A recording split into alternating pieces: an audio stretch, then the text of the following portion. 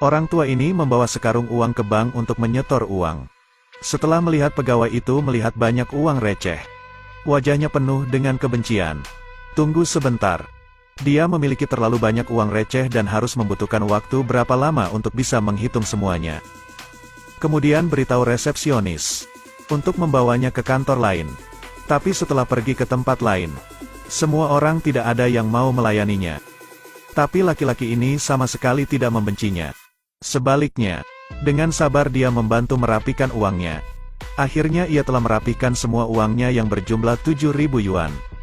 Jadi ia memberinya saran jika uangnya disimpan. Bunganya tidak banyak, tetapi jika Tuan menaruhnya di bank, Tuan dapat menghasilkan banyak uang. Melihat pria tua yang kelelahan, ia bahkan memberi jatah makan siangnya pada pria tua ini. Lelaki tua itu segera mengikuti sarannya untuk menyimpan semua uangnya.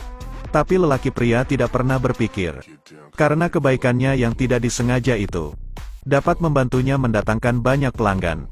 Kami di sini untuk menabung kepada pria baik kemarin. Meskipun mereka semua adalah pemulung, tapi mereka memiliki banyak uang.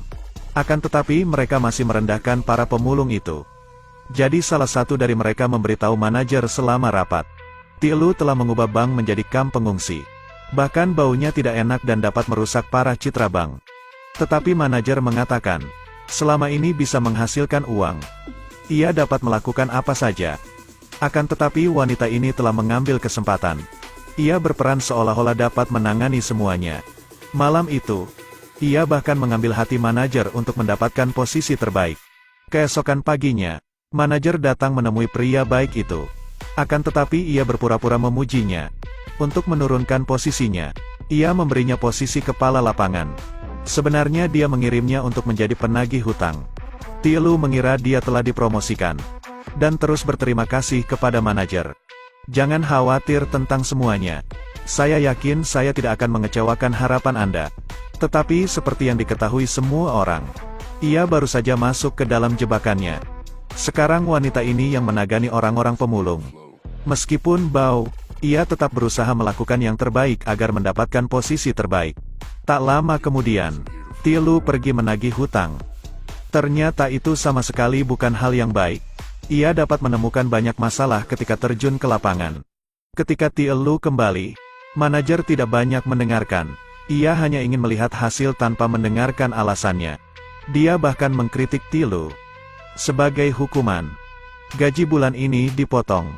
Sekarang ia tidak hanya kehilangan gajinya, bahkan ia tidak akan mendapatkan bonus. Tetapi semua ini belum berakhir.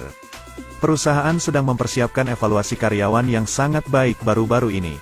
Saat di jalan ia bertemu dengan wanita licik ini. Meskipun terlihat ramah di luar, tapi busuk di dalam, Tielu masih tidak mengerti apa yang sedang terjadi.